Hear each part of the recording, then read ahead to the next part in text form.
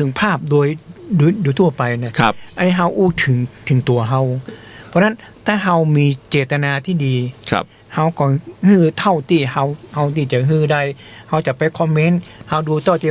มันคอมเมนต์เนี่ยเฮาก็ต้องอันนี้ไปมันมีปัญหาว่าพอเมนต์ต่างปุ๊บเนี่ยโดนทันทีเลยถ้าเป็นนู่นบอกว่าถ้ามันเจตนาที่บริสุทธิ์เฮาดูได้เฮาต้องไปคอมเมนต์ใช่เดี๋ยวนี้ดูเฉยๆครับแต่ว่าสำคัญที่สุดอะตัวเฮานี่ละตัวเฮานี่ต้องประพฤติทำเป็นตัวอย่างเช่นเอาใจชีวิตพอเพียงของเขาเนี่ยอยู่ในบ้านนี้ครอบครัวเขาเอาไปเสมเลที่เมาเอาไปยังไงเพราะนั้นมันจำเป็นต้องทั้งหมดอ่ะอย่างน้อยก็คนรอบข้างเขาเพิ่นเห็นตัวอย่างที่ดีเขาผมว่ามันก็สุดยอดละมันก็ระดับนึงแล้วมันต้องไปเป็นเอาไปภาพรวมกว้างมันเป็นไปไม่ได้มันเดี๋ยวนี้ก็เป็นแบบนี้นะอาจารย์เดี๋ยวนี้อาจจะอายุเยอะขึ้นเดี๋ยวนี้เห็นอะไรก็ปล่อยวางไว้เยอะต้องปล่อยวางเยอะจริงๆถ้าปล่อยวางแล้วรู้สึกสบายจนเขาบอกว่าเอ้ามีคนถามไม่เดือดไม่ร้อนอ่ะมันเดือดร้อนทำไมอ่ะมันเป็นธรรมชาติใช่เหมือนนี่เขาบอกว่าผมอยากจะให้เมตตาครับกรุณามุทิตาอุเบกขาก็มี 3-4 วันมีนักการเมืองคนหนึ่งบอกเดี๋ยวนี้นะว่านักกลุ่มการเมืองแล้วมันจะชู3 นิ้วนะมัดบอกว่าเปิ้นชู3 นิ้วนั่นหมายความว่ามุทิตานั่นแหละเพราะฉะนั้นเดี๋ยวนี้อุเบกขาเยอะต้องปล่อยจริงๆต้องอุเบกขาเขาต้องเรียนรู้ตัวเองเขาให้มันได้อ่ะคือถ้าเราจะเสพข่าวหรือเสพข้อมูลจาก Facebook Twitter เนี่ยเราต้องผมเองเนี่ยเวลาจะดูเนี่ยดูเสร็จเรียบร้อยเนี่ยถ้าไปพบแล้วตั้งข้อสงสัยว่าเฮ้ยไอ้นี่คืออะไรเนี่ยเราก็จะไปหาใหม่ว่าไอ้ความหมายคืออันเนี้ยคืออะไรแล้วก็เราจะได้ความรู้ใหม่ตัวหนึ่งแล้วจะได้เป็นข้อมูลว่าอ๋อที่เขาโพสต์คือเจตนาคืออะไรใช่อันนั้นอ่ะผมว่าได้ความรู้เยอะนะแล้วผมว่าอายุเยอะๆอย่างเงี้ยอัลไซเมอร์ไม่กินอ่ะเพราะหาหน้าดูเลยหาไม่ได้งุนหงิดต้องหาให้เจอให้ได้ว่าความรู้อันนี้ที่เขาพูดอันนี้หมายถึงอะไรได้ความรู้ยังไงเพราะว่าสนุกนะเพราะเราได้ความรู้มาแล้วเวลาเราอ่านแล้วเราก็จะสามารถแสดงความคิดความเห็นอยู่ในใส่กลางได้เขาจะได้แบบไปใส่ไข่เขาจะได้แบบไปเติมไฟครับแต่ว่าเดี๋ยวนี้ต้องเรียนตรงๆว่าไม่กล้าคอมเมนต์ใน Facebook กลัวโดนทัวร์มาลงบ้านคือคอมเมนต์ผิดไม่ได้นะทัวร์ลงไม่ทีนี้ไอ้ตัว Facebook เนี่ยไอ้คนเป็นเปื้อนเนี่ยคนจะขอมานะผมจะเปิดก่อนว่ามันเป็นเปื้อนไปบางทีอยู่ปุ้นอยู่กรุงเทพก็มาหน้าสังตาสักเตื้อมาขอเป็นเปื้อนเนาะเขาจะดูมันเป็นเปื้อนโอ้บางทีมาทั้งผู้สื่อข่าวห้องบางทีมันจะผมก็ลบขว้างอย่างบางทีไม่เดี๋ยวนี้ผมใช้วิธีนี้อาจารย์ใครมาขอเป็นเพื่อน1ผมไปดูโปรไฟล์1ไม่มีรูปไม่มีการที่ศึกษาไม่มีที่ทำงานไม่มีบอกอะไรเลยเนี่ยไม่รับครับลบทิ้งเลยลบกว้างหมดเพราะไม่รู้ใครอ่ะแล้วอยู่มาอยู่ในมาขอเป็นเพื่อนบางทีโอ้โหหน้าตาจิมลี่มาขอเปิดดูหน่อยวะเปิดดูหน่อยนะอ้าวใครก็ไม่รู้สั่งตั้ง3-4 วันมาได้ขายของแล้วใช่ถ้ามาถึงหน้าอาจารย์มาอย่างนี้เลยเปิดไปโอ้เพจมึงมีแต่ขายของนี่ว่ะเว้นมีแต่ขายของไปเถอะรอไปก่อนอย่างเงี้ยแต่ต้องยอมนะวิธีการค้าขายทางนี้เนี่ยผมว่าประสบความสำเร็จหลายคนนะครับผมว่าเป็นวิถีใหม่จริงๆนะนี่คือวิถีชีวิตใหม่นะที่เวลานี้เนี่ยอาจจะทุกคนอาจจะไม่มีเงินทุนที่จะไปเปิดร้านแต่ขายทางออนไลน์ขายทาง Facebook เนี่ยถ้าด้วยความสุจริตด้วยสินค้าคุณภาพผมว่าไปได้นะฮะเขาโตด้วยแต่เราก็ต้องมีจริยธรรมมีธรรมภิบาลมีคุณธรรมไม่ใช่เอาสินค้าไปแล้วไม่ตรงปกอย่างเงี้ยมันต้องเป็นของที่เราลองทำเนาะลองทำดูแล้วมันดีมันใจได้เป็นประโยชน์แต่ก็ก้อยนำเสนอต่อแต่ที่บ้านสั่งหลายรอบแล้วนะแล้วไม่ตรงปกอันนั้นแหละสำคัญโอ้บางทีอธิบายสรรพคุณเมื่ออย่างนี้พอมาข้อกับ ก็มันส่งมาก็ดูก็หน้ากล้องมันก็บอกไว้เลื่อมใสแล้ว โอ้แต่แอปใหญ่ๆนะ สั่งของมานะก็ไม่ตรงปกนะแอปไอแอปใหญ่ๆที่พวกใหญ่ๆส่งเยอะๆหรือชื่อดังๆนะสั่งมาก็ไม่ตรงนะคุณภาพบางทีไม่ได้เลยถ้าเราไม่เห็นของเราเห็นแต่รูปไงเห็นแต่วิดีโอพรีเซนต์วิธีใช้โอ้โหดูแล้วดีเราเห็นแต่รูปโอ้โหดูแล้วน่าจะใหญ่นะพอมาถึงมีอยู่แค่นี้คือรูปมันหลอกไงเพราะฉะนั้น2-3 วันก่อนไปตรวจสุขภาพและเรื่องไตเรื่องความดันเรื่องอย่างนี้เพิ่นบอกสุดท้ายมันคือเรื่องน้ำตาลในเลือดยังนักอยู่เพราะนั้นวิธีแก้ไขทำอย่างไรเพิ่นก็บอกว่าต้องคุมอาหาร เพราะฉะนั้นเราก็ต้องต่อไปเราต้องปรับปรุงเรื่องอาหารก็เรื่องอาหารเนี่ยไม่รู้สิอาจารย์ผม60กว่านะ60กว่าเนี่ยนะเดี๋ยวนี้ผมก็ไม่เคยได้คุมนะอาจารย์แต่ผมใช้วิธีว่าไม่ได้เหมือนไม่ได้ตั้งใจกินอ่ะคือวันนี้อยากกินขนมหวานผมก็ไปกินขนมซื้อขนมหวานกินได้วันนี้อยากกินปลาผมก็ซื้อวันนี้อยากกินไก่ผมรู้สึกว่าผมมีความคิดอย่างนี้นะอาจจะไม่เหมือนเขาอะร่างกายมันอยากกินว่ะมันขาดสารอะไรหรือเปล่าไม่ของผมบางทีมันเลือกไม่ได้ไงแล้วเป็นคนที่ชอบหวานนี่พักผ่านที่เป็นก็ซื้อมาไว้บนหัวนอนมีของกินเล่นตลอดอย่างเงี้ยโอกาสเป็นเยอะ หลายโรคเลยอาจารย์เพราะฉะนั้นตั้งแต่นี้ไปปรับแล้วตั้งแต่เริ่มกินกาแฟมาแล้วนะไขมันไม่มีเลยนะฮะคือห้องนอนผมน่ะหายไปเลยไม่มีของกินแน่นอนดีแล้วมีแต่น้ำเปล่าอย่างเดียวถ้าจะกินก็คือกินข้างล่างให้มันจบแล้วขึ้นไปจะไม่มีของกินละของผมแบบมันมักมันจะติดไปบอไปห้องภรรยาก็มีอีกอย่างเงี้ยอย่างนี้โอกาสโรคตามหาเยอะนั่นสิตอนนี้ต่อไปอันนี้ต้องไม่มีแต่ว่าช่วงนี้จะกินข้าวน้อยลงครับกินกลับเยอะขึ้นที่คุยให้ฟังหมายความเราจะไปเปรียบเทียบกับขายออนไลน์ที่เราซื้อ Facebook มันไม่จำเป็นแล้วมันอยู่ที่ตัวเราเองใช่ไหมที่เราจะต้องรู้ว่าเรานะมันเป็นอะไรไม่กิเลสเยอะนะอาจารย์เห็นแล้วโอ้โหสวยรูปสวยโอ้โหพรีเซนต์ดีมากเลยน่าใช้เฮ้ยราคาไม่แพงสั่งเลยเอามาถึงตายบางทีอันนี้มีความรู้ตั้งแต่มัธยมเลยเนี่ยมัธยมก็สามารถที่จะค้นคว้าได้ผมสั่งคือแฟนผมเขาชอบไงไอ้เครื่องรีดไอ้น้ำอ่ะที่ใช้ไอ้น้ำไม่ใช่เตารีดนะที่เอาเสื้อแขวนแล้วรูดนะสั่งมาตัวหนึ่งไม่กี่ตังค์ถูกมากเลยเห็นมันถูกมากก็เลยสั่งมาแล้วใช้ไม่ได้มันเป็นยังไงครับเพียงใช้ได้ไหมใช้ไม่ได้1สวิตช์เปิดปิดที่หน้ามันไม่มีถ้าเราเป็นรุ่นที่แพงมันจะมีสวิตช์นี่ไม่มีก็คือเสียบปลั๊กปุ๊บไอก็มาเลยเปิด1-2ไอก็มาละเอาทีนี้ตายไปจับสายไฟที่ดูดิสายพ่วงที่ใช้กับเครื่องเนี่ยสายพ่วงร้อนอ่ะ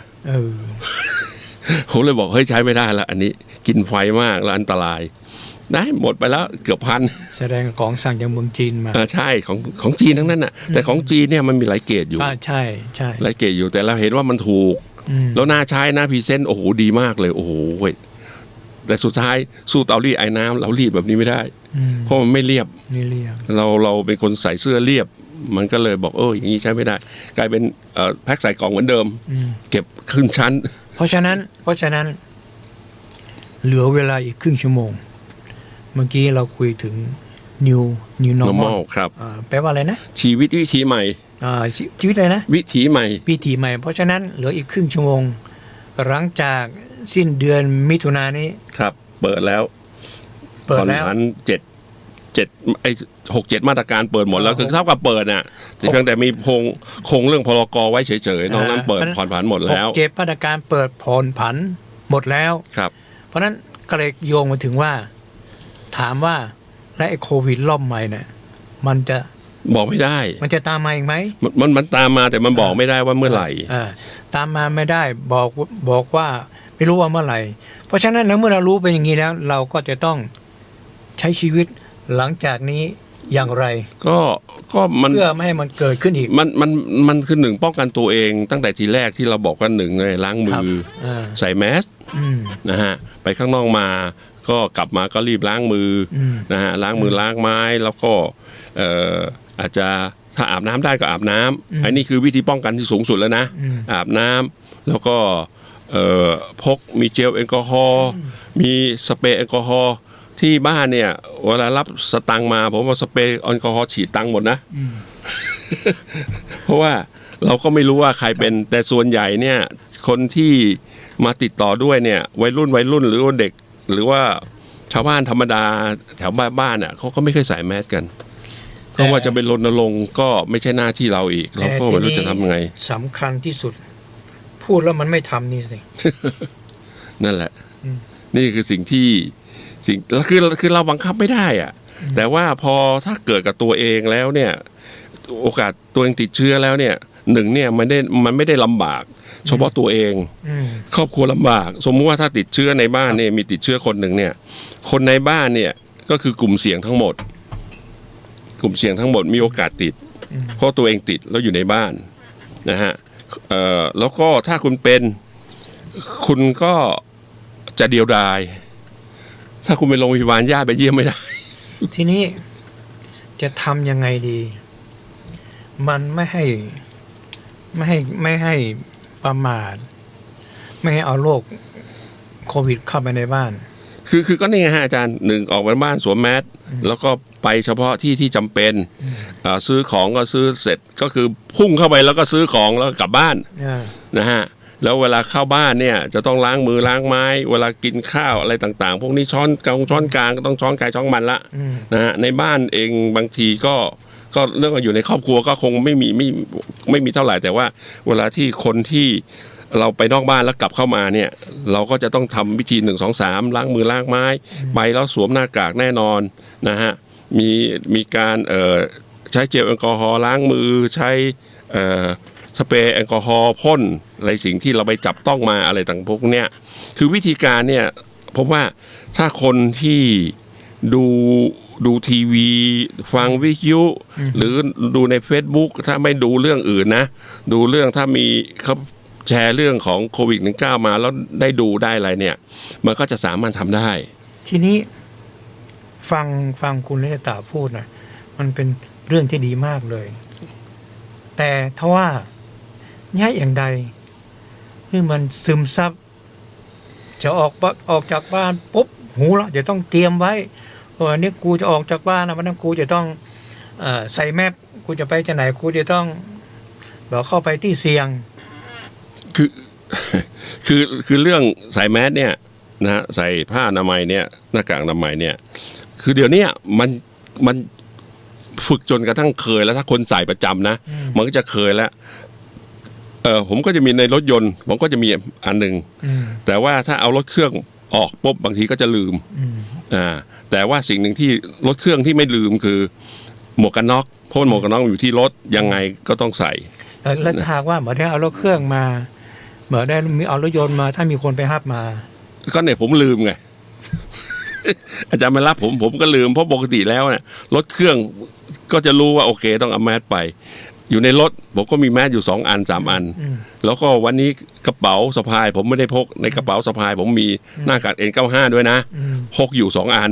ลืมได้ยังไงเพิ่นผมโทรไปบอกก่อนจะไปฮับถึง10 นาทีแล้วพอดีผมจะไปข้างนอกไงจะไปเอาโทรศัพท์ไปซ่อมจะไปเอาเพราะนั้นจะไปข้างนอกมันต้องเตรียมแมสแล้วดิแมสอยู่ในรถแล้วผมล็อกรถไปแล้วแม่บ้านไปอาบน้ำล็อกประตูบ้านเข้าบ้านไม่ได้นั่นแหละนี่คือสิ่งที่เหนือความคาดหมายนั่นแหละเพราะฉะนั้นส่วนมากก็จะเป็นอย่างนี้นะแล้วปอนะเฮามานั่งอู้กัน2 คนกับผู้ฟังเนี่ยโอ้ไม่นี่กี้ก็มีคนนะผมพ้นแล้วไอ้คนนี้ใจมันก็ไม่ได้ใส่แมพน่ะแต่ผมพ้นแล้วผมก็เลยเอาลูกทีมได้เนี่ยเขาต้องเอาผมอยู่ตรงเนี้ยผมพ้นเป็นเรียบร้อยแล้วเรียบร้อยอันนี้แก้ไปแล้วมันก็แก้แล้วอันนี้คือเรื่องที่สำคัญทุกคนหมายความว่าหูแล้วก็ยังผ่อนปลนตัวเองอยู่เพราะฉะนั้นสิ่งที่จะมาโควิดมันหลังจากเปิดแล้วที่มันโตยมาเนี่ยอย่างไรต้องกระตุ้นสิ่งหนึ่งที่ช่วยได้เยอะเลยเรื่องการสวมแมสเนี่ยนะฮะสิ่งหนึ่งที่ช่วยได้คือตอนนี้เช่นข้อกำหนดที่ ที่เรากำหนดว่าตั้งแต่แรกว่าในตลาดเข้าไปในตลาดคนขายต้องใส่แมสต้องใส่คนเข้าไปในตลาดต้องใส่แมสอันเนี้ยแน่นอนเลยถ้าจะไปตลาดเนี่ยนะขับไปครึ่งทางเลี้ยวกลับแวะแมสก่อนนะฮะลืมในห้างสะดวกซื้อก็ต้องใส่ในห้างใหญ่ก็ต้องใส่อันนี้ถูกบังคับแล้วถ้าไปแต่ถ้าไปแค่ซื้อของข้างทางอันเนี้ยคนก็จะไม่ค่อยได้ซีเรียสแล้วคนขายรถเข็นหรือว่าร้านข้างทางบางคนก็ใส่บางคนก็ไม่ใส่บางคนใส่แล้วดึงมาอยู่ที่คางด้วยความเห็นใจบางทีหายใจลำบากก็ดึงมาอยู่ที่คางอันนี้ผิดเลยอยู่ที่คางเนี่ยผิดเลยเพราะว่าเวลาเราพูดน้ำลายมันกระเด็นแล้วมันก็จะไปสะสมอยู่ตรงหน้ากากที่เราอยู่ตรงใต้คางอันนี้คือสิ่งที่ผิดอันที่ผมไปเจอมาอีกอันนึงคือเมื่อใส่เข้าไปในห้างหรือห้างสะดวกซื้ออย่างใหญ่เนี่ยใส่เข้าไปผ่านประตูตรวจวัดไข้อะไรเรียบร้อยพอเข้าไปถึงดึงมาอยู่ที่คางอันนี้ไม่ผิดเลยแต่ว่าเพื่ออันนี้คือคนอย่างนี้คือเพื่อให้มันผ่านเข้าไปได้แค่นั้นเองให้มันถูกต้องกฎแต่พอเข้าไปแล้วเป็นอย่างนี้ซึ่งมันไม่ใช่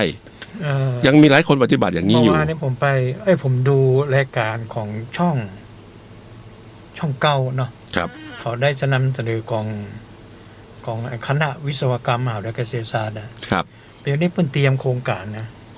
คือนักศึกษาเนี่ยมาเรียนรู้เกี่ยวกับนวัตกรรมใหม่บอกแม้แต่กล้อง CCTV เดี๋ยวนี้เนี่ยเขาจะผลิตติดไว้เลยครับถ้าคุณเข้าไปคุณแบบใส่กล้องมันจะเตือน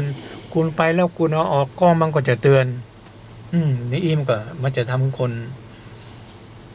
มันมีอย่างนี้มันจริงๆมันเป็นโปรแกรมเนี่ยมันเหมือนโปรแกรมที่เราจะใช้ในจังหวัดเชียงใหม่ก็คือโปรแกรมตรวจจับผู้ที่ขี่รถจักรยานยนต์แล้วไม่สวมหมวกกันน็อกที่มาจอดหน้าไฟแดงเนี่ยจอดสีไฟแดงมันจะมีโปรแกรมตัวหนึ่งคือมันจะวิ่งดึงแล้วดึงแจ้งไปเลยดึงขึ้นมาเลยว่าไอเนี่ยมันจะคล้ายๆกันที่บ้านเนี่ยกล้อง IPTV เนี่ยที่ผมติดอยู่หน้าบ้านอ่ะตัวใหม่ที่ผมซื้อมาเนี่ย1,000เดียวมันมีโปรแกรมตรวจจับคนด้วยนะคนเดินผ่านมาวิ่งตามเลยกล้องอ่ะทำได้ฮะทำไม่ยากนะฮะโปรแกรมพวกนี้ทำไม่ยากแต่ว่าสิ่งหนึ่งที่มันรู้สึกคนจะรู้สึกยุ่งยากคือมีถามหลายคนอยู่นะมันไม่ไปห้างต้องใส่แมสโรคโควิดก็ไม่มีแล้วไม่มีคนติดเชื้อเป็นเดือนเริ่มจะมีคนพูดอย่างนี้แล้วผมเลยบอกเอาละรอบ2มันโผล่มาแน่เลยถ้าพูดอย่างเงี้ยไปร้านเซเว่นครับบางที่ก็ตรวจวัดทุกครั้งบางที่ก็เห็นคนใส่แมสก็เข้าไม่ได้อันนี้ผมเพิ่งได้คุยกับกรรมการโรคติดต่อเนี่ยคุยคือไม่ได้คุยหรอกแจ้งเข้าไปว่า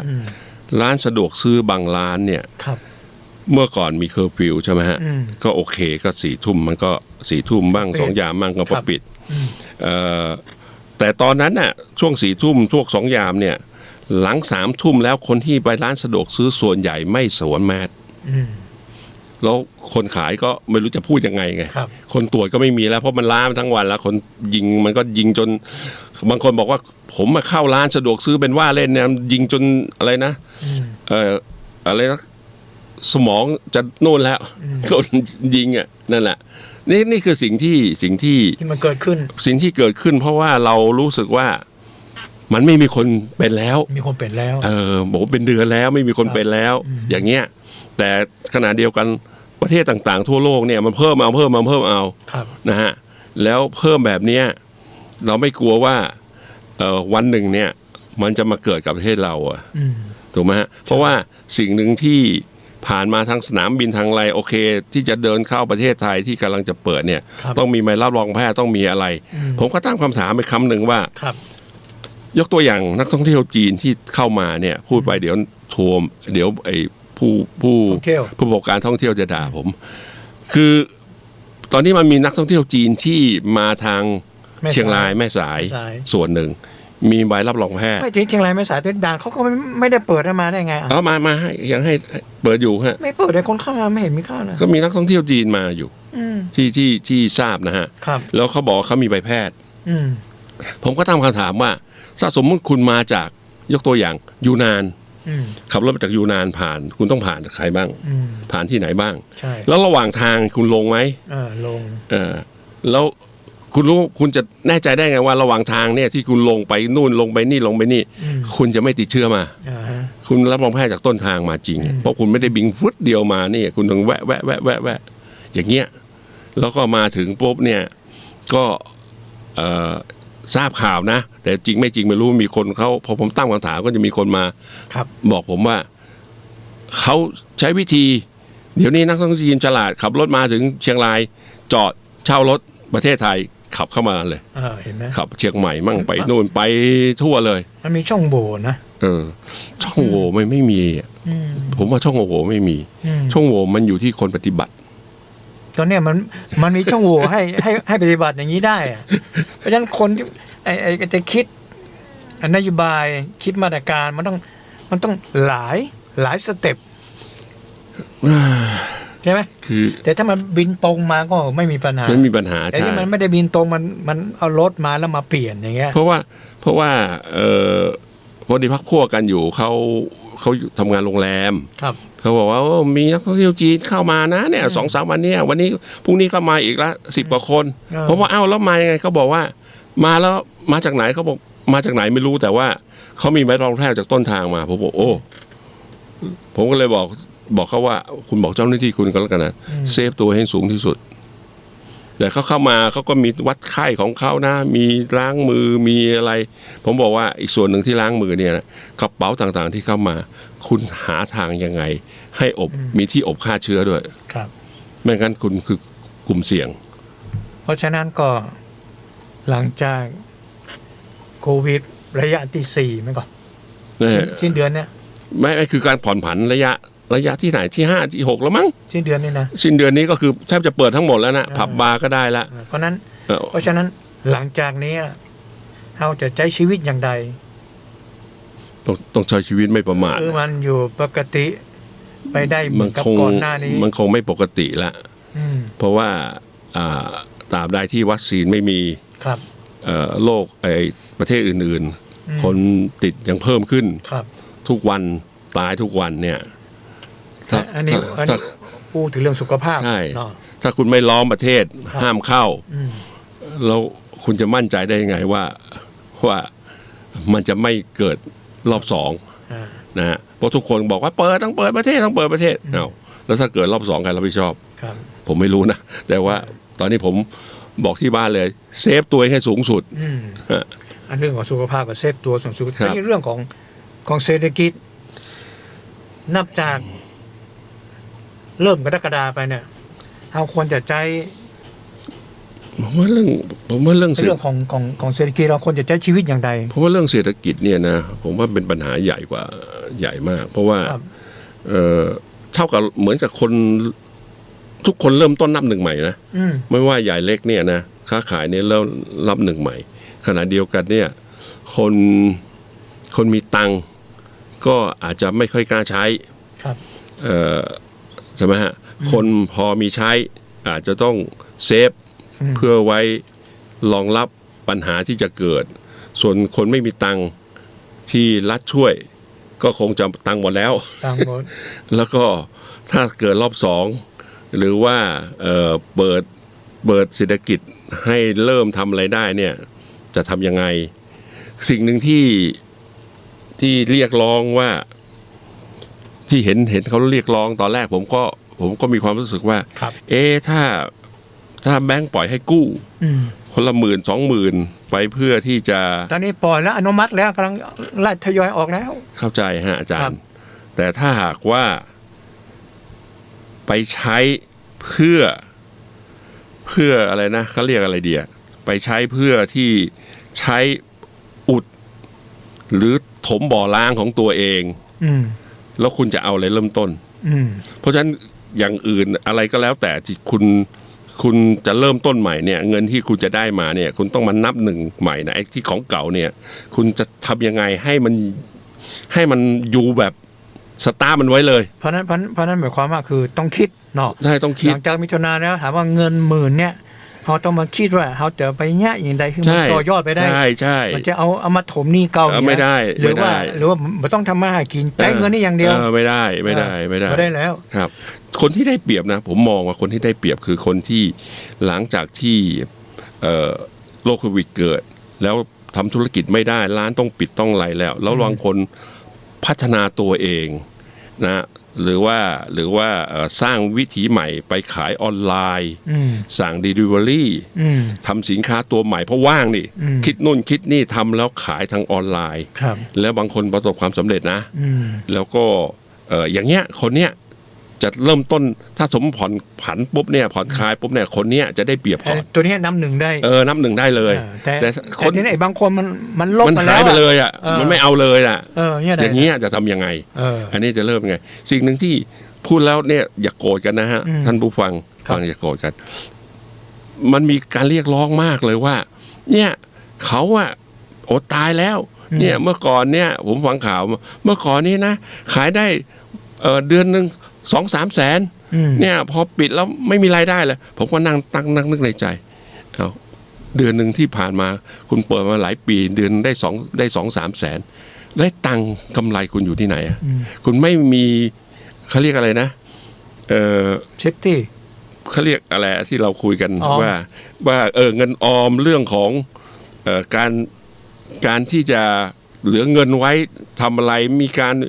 เขาเรียกอะไรการเงินวิธีชีวิตการเงินวางระเบียบการเงินคุณไม่มีเลยเหรอระบบการเงินไม่มีระบบการเงินไม่มีเลยคุณใช้หมดทุกอย่างเลยเดือนกำไร2-3 แสนขายได้ 2-3 แสนอย่างน้อยก็คุณกำไร 2-3 หมื่นละอย่างน้อย 10% เนี่ยเอา20% 40,000ละตอนนั้นก็ไปคิดขยายสาขาไม่แต่ได้ฟังบางคนพูดนะออกรายการมีคนไปสัมภาษณ์ลำบากอะไรแล้วเขาบอกเนี่ย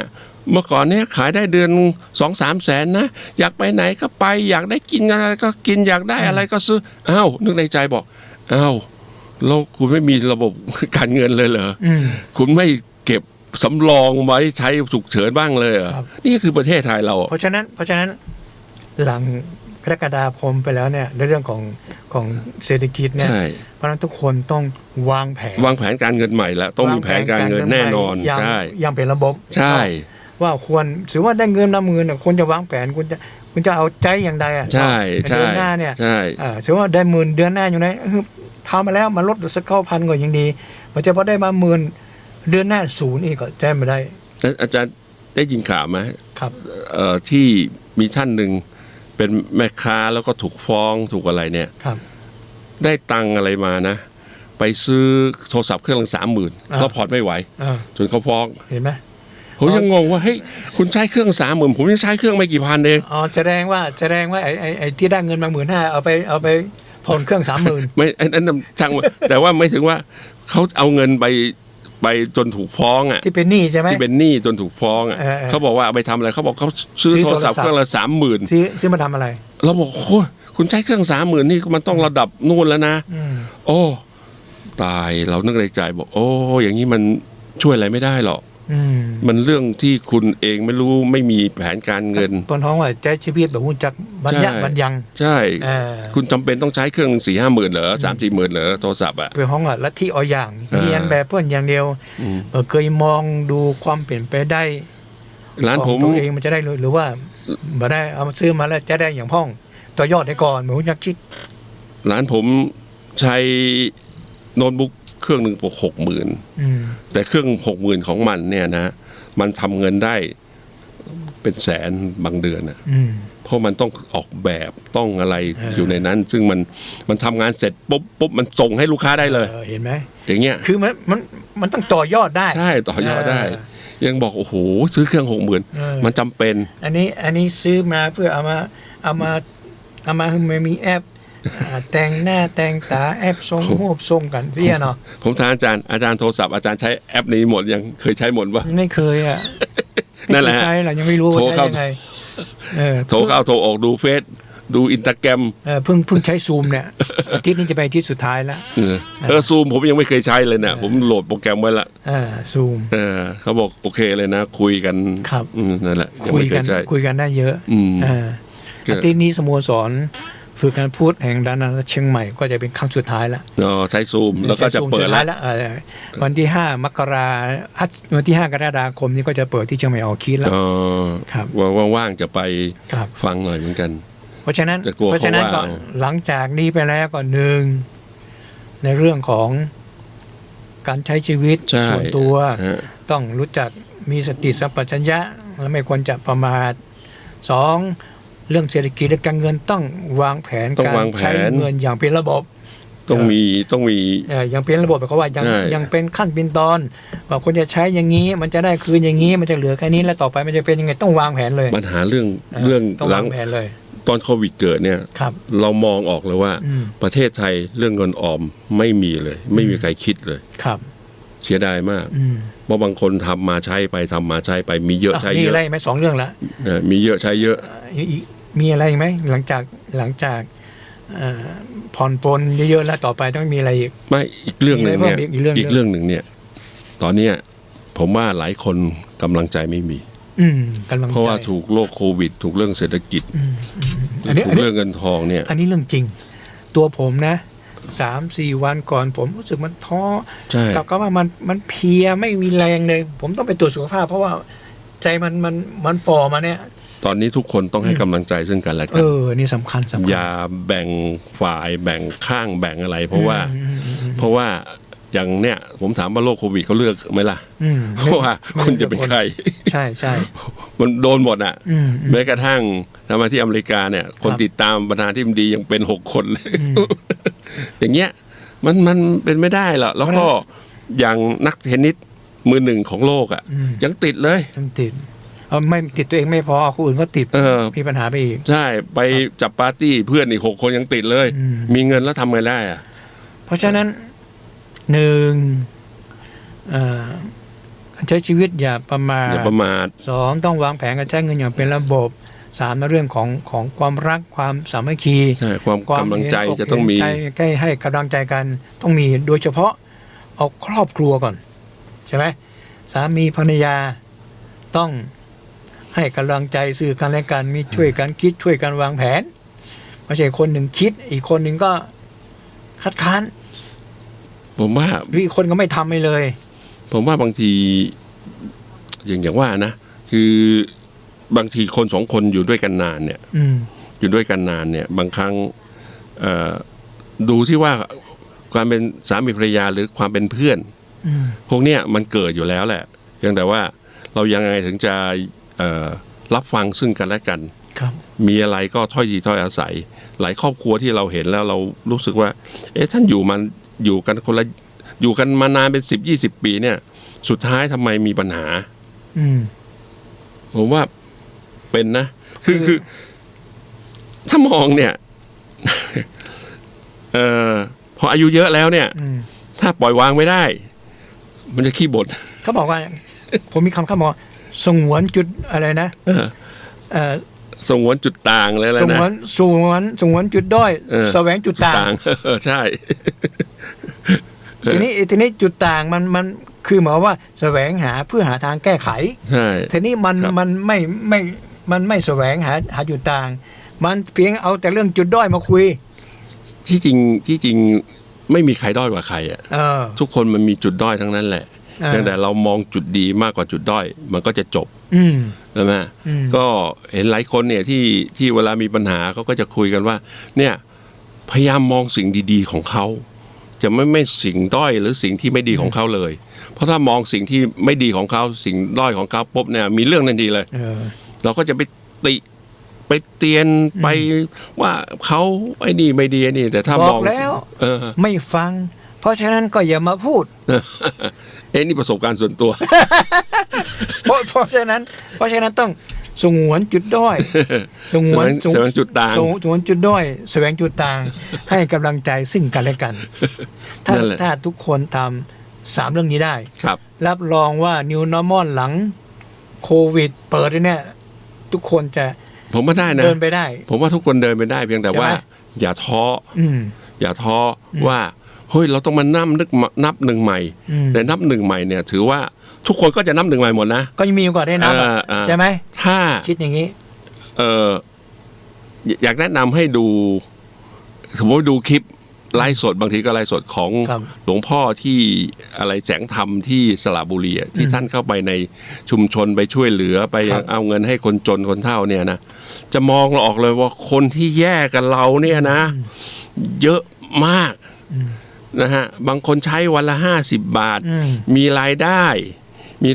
เดือนละไม่กี่ร้อยบาท เขาก็อยู่ได้ บางคนมีลูก7 คน มันไปแล้วหายไปเลย ไม่เคยส่งตังค์ให้แม่เลย แล้วบางคนหลวงพ่อถามว่าแล้วลูกไปกรุงเทพแล้วเนี่ยส่งเงินมาให้ยังเขาบอกปีนี้ยังไม่ส่งเลยเราฟังแล้วบอกอะไรวะนี่ปีนี้นี่มันกี่เดือนแล้วไม่ส่งแล้วอยู่ได้ยังไง เพราะฉะนั้นอีกเรื่องหนึ่งให้ดูอุทาหรณ์ ครับ กรณีคดีชุมพู่มีทั้งหมอดู มีทั้งหมอเดา มีทั้งพระพยายามเกาะกระแสคดีน้องชมพู่เพื่อให้ตัวเองเกิดเพื่อให้ตัวเองดัง ผมถามแล้ว แต่ ก็ ลืมมองย้อนผลที่มันจะกระทบตามมา บางองค์บางรูปถึงกระดับไม่มีที่จะอยู่ คือ มีทุกวันน่ะที่ไป ใช่ โหนตลอด โหนกระแสชมพู่ ไม่ใช่โหนรอเรือนะ โหนนอนหนู นั่น คืออย่างนี้ คือถ้าพูดถึงเรื่องนี้นะฮะ ผมว่าประสบการณ์ผมเยอะ เพราะว่าอาจารย์ผมเนี่ย ครับ อาจารย์ผมเนี่ย ถือว่าเป็นเรื่องพวกเนี้ย ถือว่าไม่เป็นรองใคร ครับ สมัยท่านบวชท่านก็เคยมาจำวัดอยู่ที่วัดท่าแหนที่ลำปาง ครับ หลวงพ่อท่าแหนก็คือหลวงพ่อเมืองก็คือ พระอาจารย์ของหลวงพ่อเกษมนะอาจารย์ก็เคยมา ครับ แต่ว่าท่านสึกออกมาเพราะว่าท่านเป็นหมอยาไทย ครับ ก็รักษาแล้วก็ทำพิธีต่างๆ ผมเห็นมาเยอะ เห็นมาขนาดที่เหมือนในหนังเลยอ่ะ ครับ เหมือนในหนังเลยว่าไปแก้อาถรรพ์ให้บ้านหนึ่งเป็นคนจีนแล้วก็ถูกคุณสายถูกอะไรเนี่ย ขับรถตามกันไปจ้ะใช่ไหมรถประตูบ้านเขาหลังใหญ่มากเลยนะ10 ล้อแทบจะสวนกันได้เลยนะ แต่รถคันที่ตามอาจารย์ไปเนี่ย อาจารย์เข้าไปก่อนคันหลังมาเบียดประตูรั้ว ครับ อาจารย์เขาบอกของมันแรง แต่ว่าเรื่องพิธีต่างๆ ที่ผมดูในนู่นนะแล้วผมก็นั่งหัวเราะโอ้แล้วไอ้พวกที่ออกรายการยานทิพย์ทั้งหลายทำไมไม่คุยกับน้องชมพู่หน่อย งานนี้โหนอย่างเดียว ครับ โหนท้ายๆเนี่ยจะได้เปรียบเพราะว่าข้อมูลเยอะแล้ว ครับ อาจมีโอกาสเจ๋งเป้ง เขาเรียกอย่าง เพราะ นี้ ฉะนั้นเวลาเราก็หมดแล้วเหลือแฮม1 นาทีก็ขอสรุปว่า หลังจากโควิด 19 สิ้นเดือนมิถุนาแล้ว มาเดือนมกรารัฐบาลก็จะได้เปิดทำมาหากินใช้ชีวิตเกือบ 100%เพราะฉะนั้นอยากจะมีชีวิตที่ดีปกติสุขสมบูรณ์อย่างเพื่อนก็ใช้ชีวิตอย่างมีสติ อย่าได้ประมาทมีอย่างก็แลกเปลี่ยนกัน มีความฮักมีความสามัคคีซึ่งกันและกันเพื่อไปซึ่งกันและกัน แล้วชีวิตนั้นก็จะไปด้วยดี ก็ถึงเวลาสมควรแล้วผมอาจารย์สิทธิพรพัฒนสังคมและคุณรัชดาก็ขอลาท่านผู้ฟังไปแต่เพียงตัวครับ สวัสดีครับ ขอให้ทุกท่านมีความสุขสวัสดีครับ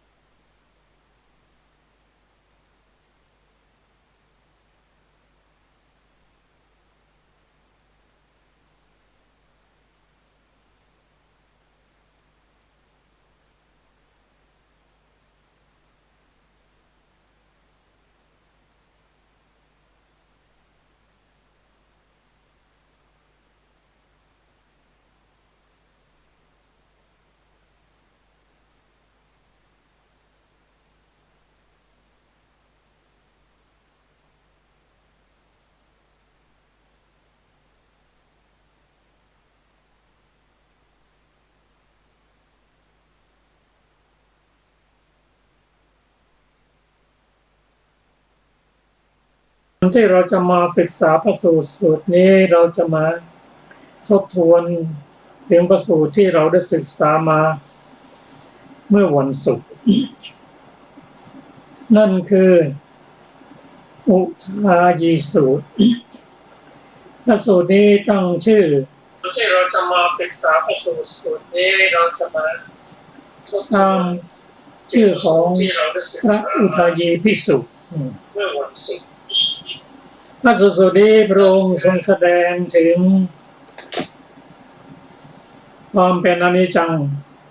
ทุกขังอนัตตาซึ่งเป็นไปตามกฎของธรรมนิยามคืออนิจจังทุกขังอนัตตามีอยู่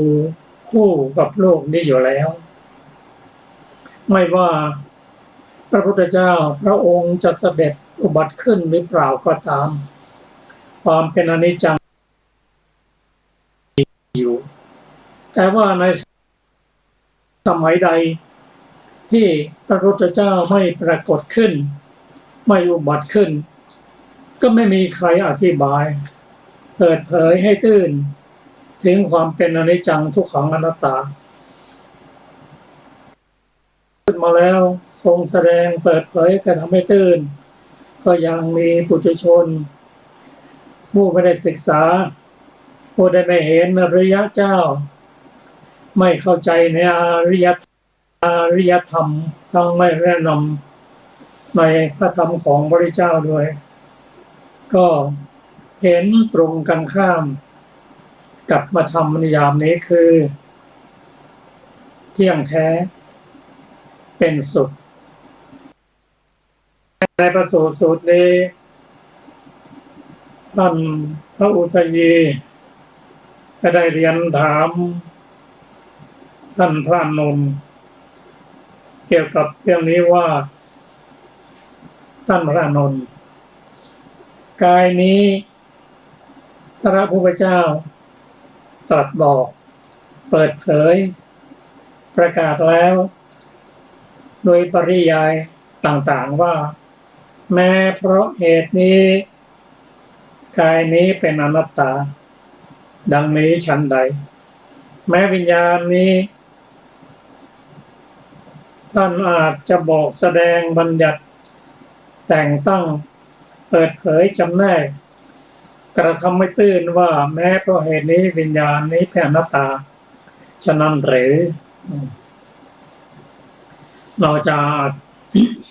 มาศึกษาคำว่าอนัตตาซึ่งอธิบายว่าเพราะความไม่เที่ยงเป็นทุกข์จึงเป็นอนัตตาเพราะว่าอนัตตานั้นประกอบด้วยเหตุเกิดขึ้นเพราะเหตุโดยปัจจัยถ้าไม่มีเหตุปัจจัยมันก็ดับไปนั่นก็คืออนัตตาอธิบายอีกในหนึ่งอธิบายว่าพระไม่มีอำนาจบังคับบัญชาให้เป็นตามคำสั่งความต้องการของจิตได้นั่นก็คืออนัตตาในพระสูตรนี้ว่ารูปนี้กายนี้เป็นอนัตตาคำว่ากายนี้ก็แปลว่าเป็นที่รวมกายนี้เกิดขึ้นโดยมี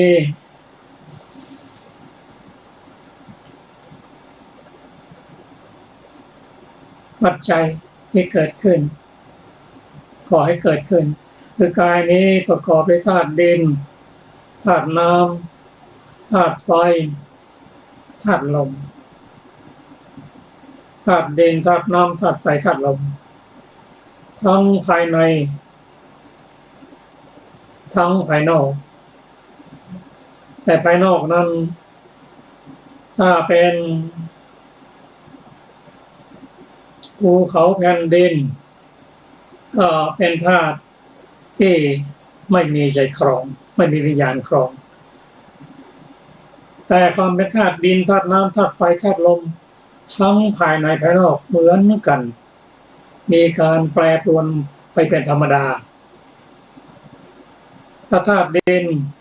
แปรไปธาตุน้ำธาตุลมธาตุไฟก็แปรไปด้วยแต่ละธาตุนั้นต้องอยู่ด้วยกันอย่างสมดุลถ้าธาตุใดแปรไปเปลี่ยนไปแล้วก็ทำให้ธาตุที่เหลือนั้นแปรไปเปลี่ยนไปได้เหมือนกันเช่นในร่างกายของเรานี้ถ้าหากมีการอาพาธเกิดขึ้นจะเป็นกายภายในเช่นตับหรือปอดก็ตามถ้าปอดมีธาตุน้ำมากก็จะทำให้ธาตุดินธาตุไฟธาตุลมแปรไปด้วยถ้าอวัยวะใดมีธาตุดินมากก็แข็งเช่นตับก็จะทำให้ธาตุต่างแปรปรวนไปได้ถ้าว่าแปรปรวนแล้วที่มันเกิดขึ้นอย่างนี้เพราะความไม่เที่ยงเมื่อมันแปรปรวนไปก็ทำให้เป็นทุกข์แล้วเลยไม่มีอำนาจที่จะบังคับบัญชาได้ว่าอย่าให้เกิดขึ้นอย่าให้เจ็บป่วยเลยจงเป็นอยู่อย่างนี้ตลอดกาลไม่สามารถทำได้เพราะเป็นอนัตตาก็เป็นการอธิบายอนัตตาในหลายอย่าง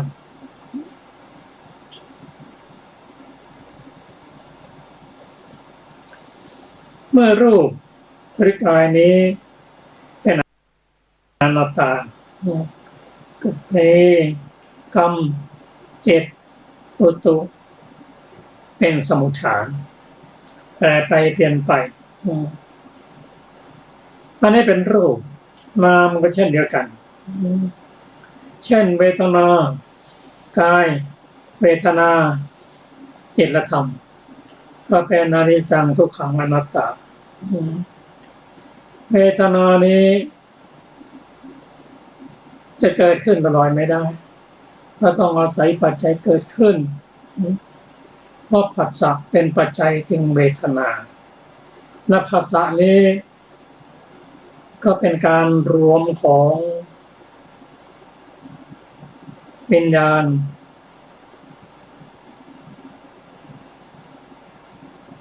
วัตถุและอารมณ์สามอย่างรวมกันเป็นผัสสะเพราะผัสสะเป็นปัจจัยจึงมีเวทนาเวทนานั้นไม่เที่ยงถ้าผัสสะไม่เที่ยงเวทนาก็ไม่เที่ยงผัสสะจะเที่ยงมาจากไหนเพราะวัตถุก็ไม่เที่ยงอารมณ์ก็ไม่เที่ยงเมื่อวัตถุอารมณ์ไม่เที่ยงวิญญาณก็ไม่เที่ยงวัตถุวิญญาณอารมณ์ไม่เที่ยงผัสสะก็ไม่เที่ยงเวทนาก็ไม่เที่ยงเวทนานั้นมีหน้าที่ติดกับเขาก็แสวงอารมณ์แสวงรสอารมณ์เป็นทุกข์เป็นสุขไม่ทุกข์ไม่สุขบ้างก็ไม่เที่ยงทุกครั้งเมื่อเวทนาเปลี่ยนไปความทุกข์สุขเปลี่ยนไปทุกข์ก็เกิดขึ้นบังคับบัญชาไม่ได้เพราะมันเป็นอนัตตาอาศัยวัตถุในอารมณ์เกิดขึ้นนั่นเองในพระสูตรสูตรนี้กล่าวว่าถ้าวัตถุคือจักขุวัตถุและอารมณ์หรือรูปารมณ์และรูปารมณ์คือรูปารมณ์เป็นที่อาศัยเกิดขึ้นของจักขุวิญญาณก็จักขุก็ไม่เที่ยงอารมณ์รูปารมณ์ไม่เที่ยงสองอย่างไม่เที่ยงวิญญาณก็ไม่เที่ยง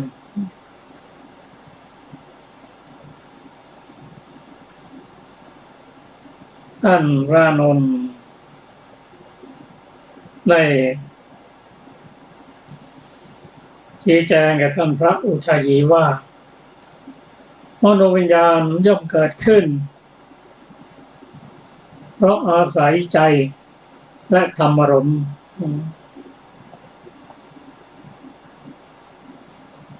เหตุปัจจัยที่อาศัยวิญญาณเกิดขึ้นพึงดับไปหมดสิ้นหาส่วนเหลือไม่ได้มโนวิญญาณจะปรากฏบ้างหรือหนอไม่ปรากฏเลย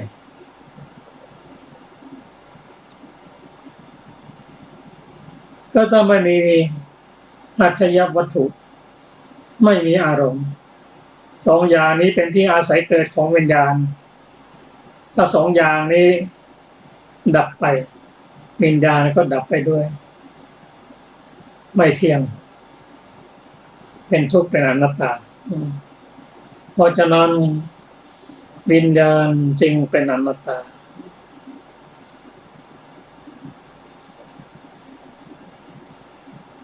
โสตวิญญาณฆานวิญญาณชิวหาวิญญาณกายวิญญาณก็เช่นเดียวกันอาศัยเสียงกลิ่นรสโผฏฐัพพะเกิดขึ้นถ้าสิ่งเหล่านี้แปรไปเปลี่ยนไปวิญญาณนั้นก็ดับไปเป็นอนัตตาถ้าท่านพระนนท์ได้อุปมาอุปไมยให้ท่านพระอุทายีว่าเหมือนเราจะหาผู้คนต้องการแก่นไม้เที่ยวส่อหาแสวงหาแก่นไม้เอาขวานไปตัดต้นกล้วยต้นใหญ่ต้นตรงและใหม่ๆพอตัดที่โคนและปลายแล้วก็ลอกกาบออกเพื่อจะหาแก่นแม้กระพี้ของต้นไม้ยังไม่พบเลยที่ไหนจะพบแก่นได้ฉันใดท่านพระอุทายีจงพิจารณาหาตัวตนหรือสิ่งที่เป็นตัวตนในผัสสะยตนะหกก็จะไม่พบ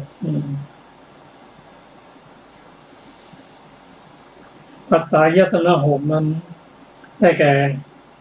ผัสสะผัสสะยตนะอันเกิดจากอารมณ์วัตถุหกและอารมณ์หกก็ไม่พบเมื่อเป็นเช่นนี้ขันธ์ห้าเป็นอนิจจังทุกขังอนัตตาจะหาตัวตนไม่ได้เกิดขึ้นด้วยอาศัยเหตุปัจจัยทั้งนั้นถ้าไม่มีเหตุปัจจัยขันธ์ห้าก็ไม่เกิดขึ้นก็เมื่อได้เห็นอย่างนี้มันมีปัญญาท่านก็ไม่ยึดถือไม่ติดอะไรในโลกเมื่อท่านไม่ยึดถือท่านก็ไม่ดิ้นรนเดือดร้อนเมื่อไม่ดิ้นรนก็ดับสนิทเฉพาะตนผู้ปฏิบัติย่อมรู้เฉพาะตนย่อมรู้ชัดว่าชาติสิ้นแล้วพรหมจรรย์หยุดแล้วกิจที่ควรทำเสร็จแล้วกิจอื่นเพื่อความเป็นอย่างนี้ทำให้เราจะต้องเปลี่ยนแนวความคิดใหม่น้อมไปโอนไปตามธรรมนิยามร่างกายนี้ไม่เที่ยงเป็นทุกข์เป็นอนัตตาถ้าเราเข้าใจ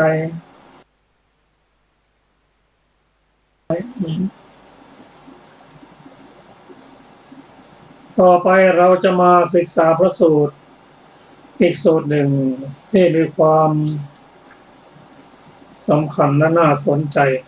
คืออทิตตปริยายสูตรว่าด้วยอทิตตปริยายและธรรมปริยายขอเชิญอาจารย์สุรบาค่ะ สวัสดีค่ะท่านผู้ฟังทุกท่านอทิตตปริยายสูตรว่าด้วยอทิตตปริยายและธรรมปริยายดูก่อนภิกษุทั้งหลาย เราจักแสดงอาทิตตปริยายะและธรรมปริยายะแก่เธอทั้งหลาย เธอทั้งหลายจงฟังดูก่อนภิกษุทั้งหลายอาทิตตปริยายะและธรรมปริยายะเป็นไฉนดูก่อนภิกษุทั้งหลาย บุคคลแทงจักขุนศีด้วยเหลาเหล็ก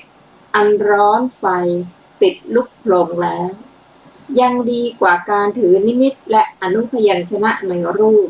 อันจักขุวิญญาณพึงรู้แจ้ง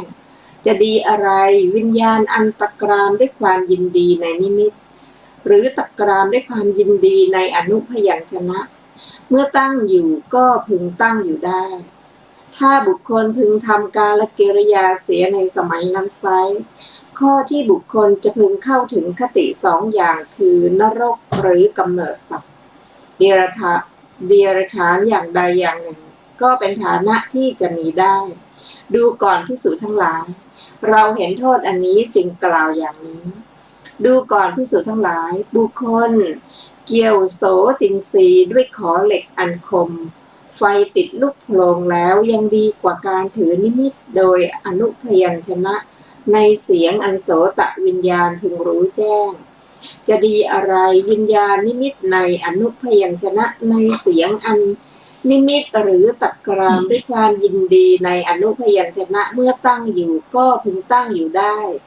ถ้าบุคคลพึงทำกาลกิริยาเสียในสมัยนั้นไซร้ข้อที่บุคคลจะพึงเข้าถึงคติสองอย่างคือนรกหรือกำเนิดสัตว์เดรัจฉานอย่างใดอย่างหนึ่งก็เป็นฐานะจะมีได้ดูก่อนภิกษุทั้งหลายเราเห็นโทษอันนี้จึงได้กล่าวอย่างนี้บุคคล คว้าคานินทรีย์ด้วยมีดตัดเล็บอันคมไฟติดลุกโผลงแล้วยังดีกว่าการถือนิมิตและโดยอนุพยัญชนะในกลิ่นอันคานวิญญาณพึงรู้แจ้งจะดีอะไรวิญญาณอันตะกรามด้วยความยินดีในนิมิตหรือตะกรามด้วยความยินดีในอนุพยัญชนะเมื่อตั้งอยู่ก็พึงตั้งอยู่ได้ในสมัยนั้นไซร้ข้อที่บุคคลจะพึงเข้าถึงคติสองอย่างคือนรกหรือกำเนิดสัตว์เดรัจฉานอย่างใดอย่างหนึ่งก็เป็นฐานะที่จะมีได้ดูก่อนภิกษุทั้งหลายเราเห็นโทษอันนี้จึงได้กล่าวอย่างนี้ดูก่อนภิกษุทั้งหลายบุคคลเฉือนชิวหินสีด้วยมีดโกนอันคมไฟติดลุกโผลงแล้วยังดีกว่าการถือนิมิตโดยอนุพยัญชนะในรถอันชิวหาวิญญาณพึงรู้แจ้งจะดีอะไรวิญญาณอันตะกรามด้วยความยินดีในนิมิตหรือตะกรามด้วยความยินดีในอนุพยัญชนะเมื่อตั้งอยู่จะพึงตั้งอยู่ได้ถ้าบุคคลพึงทำกาลกิริยาเสียในสมัยนั้นไซร้ข้อที่บุคคลจะพึงเข้าถึงคติสองอย่างคือนรกหรือกำเนิดสัตว์เดรัจฉานอย่างใดอย่างหนึ่งก็เป็นฐานะที่จะมีได้ดูก่อนภิกษุทั้งหลายเราเห็นโทษอันนี้จึงได้กล่าวอย่างนี้ดูก่อนภิกษุทั้งหลายบุคคลแทงกายินทรีย์ด้วยหอกอันคมไฟติดลุกโผลงแล้วยังดีกว่าการถือนิมิตโดยอนุพยัญชนะในโผฏฐัพพะอันกายวิญญาณพึงรู้แจ้งจะดีอะไรวิญญาณอันตะกรามด้วยความยินดีในนิมิตหรือตะกรามด้วยความยินดีในอนุพยัญชนะเมื่อตั้งอยู่ก็พึงตั้งอยู่ได้ถ้าบุคคลทำกาลกิริยาในสมัยนั้นไซร้ข้อที่บุคคลจะพึงเข้าถึงคติสองอย่างคือนรกหรือกำเนิดสัตว์เดรัจฉานอย่างใดอย่างหนึ่งก็ขึ้นฐานะที่จะมีได้หลายเราเห็นโทษอันนี้จึงได้กล่าวอย่างนี้ดูก่อนภิกษุทั้งหลายความหลับยังดีกว่าแต่เรากล่าวว่าแต่เรากล่าวความหลับว่าเป็นหมันไร้ผลเป็นความงมงายของคนที่เป็นอยู่ตนลูกอำนาจของวิตกเช่นใดแล้วพึงทำลายหมู่ให้แตกกันได้ก็ไม่ควรตรึกถึงวิตกเช่นนั้นเลยดูก่อนภิกษุทั้งหลาย เราเห็นความเป็นหมันอันนี้แล้วว่าเป็นอาทีนพของคนที่เป็นอยู่จึงกล่าวอย่างนี้ดูก่อนภิกษุทั้งหลายในข้อนั้นอริยสาวกผู้ได้สดับแล้วย่อมพิจารณาเห็นดังนี้ว่าจักขุนสีที่บุคคลแทงด้วยเหลาเหล็กอันร้อนไฟติดลุกโผลงแล้วจงพักไว้ก่อนภิฉะนั้นเราจะทำไว้ในใจอย่างนี้ว่าจักษุไม่เที่ยงรูปไม่เที่ยงวิญญาณไม่เที่ยงจักษุสัมผัสไม่เที่ยงแม้สุขเวทนาทุกขเวทนาหรืออทุกขมสุขเวทนาที่เกิดขึ้นเพราะจักษุสัมผัสเป็นปัจจัยไม่เที่ยงโสตินทรีย์ที่บุคคลเกี่ยวด้วยขอเหล็กอันคมไฟติดลุกโผลงแล้วจงพักไว้ก่อนภิฉะนั้นเราจะทำในใจอย่างนี้ว่าโสตะไม่เที่ยงสัทธะเสียงไม่เที่ยงโสตะวิญญาณไม่เที่ยงโสตะสัมผัสไม่เที่ยงแม้สุขเวทนาทุกขเวทนาหรืออทุกขมสุขเวทนาที่เกิดขึ้นเพราะโสตะสัมผัสเป็นปัจจัยไม่เที่ยงคานินทรีย์ที่บุคคลคว้านด้วย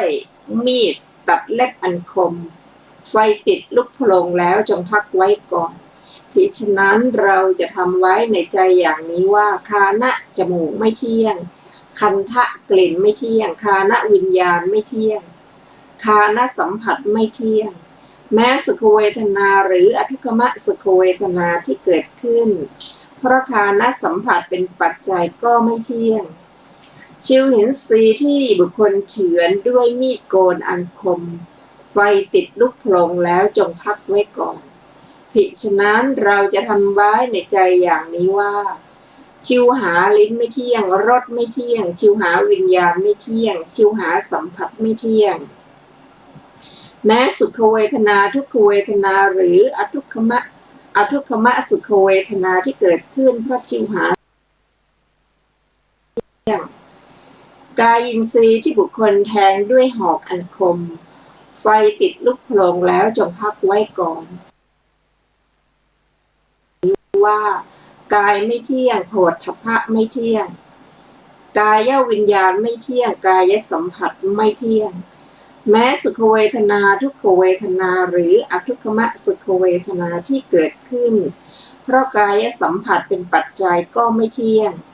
ความหลับจงพักไว้ก่อนภิฉะนั้นเราจะทำไว้ในใจอย่างนี้ว่ามนะใจไม่เที่ยงธรรมารมณ์ไม่เที่ยงมโนวิญญาณไม่เที่ยงมโนสัมผัสไม่เที่ยงสุขเวทนาทุกขเวทนาหรืออทุกขมสุขเวทนาที่เกิดขึ้นเพราะมโนสัมผัสเป็นปัจจัยไม่เที่ยงดูก่อนภิกษุทั้งหลายอริยสาวกผู้ได้สดับแล้วเห็นอยู่อย่างนี้ย่อมเบื่อหน่ายแม้ในจักษุแม้ในรูปแม้ในจักษุวิญญาณแม้ในจักษุสัมผัสแม้ในสุขมสุขเวทนาที่เกิดขึ้นเพราะจักษุสัมผัสเป็นปัจจัยเช่นเดียวกันกับเสียงกลิ่นรสสัมผัสย่อมเบื่อหน่ายแม้ในใจแม้ในธรรมารมณ์แม้ในมโนวิญญาณแม้ในมโนสัมผัสแม้ในสุขเวทนาทุกขเวทนาหรืออทุกขมสุขเวทนาที่เกิดขึ้นเพราะมโนสัมผัสเป็นปัจจัยเมื่อเบื่อหน่ายย่อมคลายกำหนัดเพราะคลายกำหนัดจึงหลุดพ้นเมื่อหลุดพ้นแล้วย่อมมีญาณอย่างรู้ว่าหลุดพ้นแล้วรู้ชัดว่าชาติสิ้นแล้วพรหมจรรย์อยู่จบแล้ว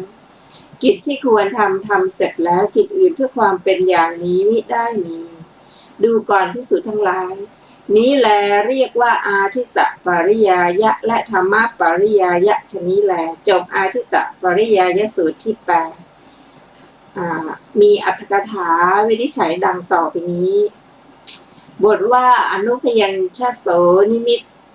ตคาโหความว่าถือเอาโดยนิมิตโดยแยกถือเป็นส่วนๆอย่างนี้ว่ามืองามเท้างามดังนี้ก็บทว่านิมิตตคาโหได้แก่รวมถือเอาบทว่าอนุพยัญชคาโหได้แก่แยกถือเอาโดยถือเอาอาการถือเอาโด างจระเข้ย่อถือเอาทั้งหมดทีเดียวการถือเอาโดยอนุพยัญชนะแยกถือเอาส่วนนั้นบรรดาส่วนทั้งหลายมีมือและเท้าเป็นต้นการถือเอานิมิตทั้งสองอย่างนี้ย่อมได้แม้ในชวนะวาระเดียวในชวนะวาระต่างๆไม่จำต้องกล่าวถึงบทว่านิมิตตัสสาเทคทิตังได้แก่เจริญคือติดพันด้วยความยินดีในนิมิตบทว่าวิญญาณังได้แก่กรรมวิญญาณบทว่าตัสสมิเจสมใครๆที่ชื่อว่ากำลังกระทำกาละด้วยจิตอันเศร้าหมองมีอยู่หาไม่ได้ด้วยว่าสัตว์ทั้งปวงย่อมทำกาละด้วยเพราะ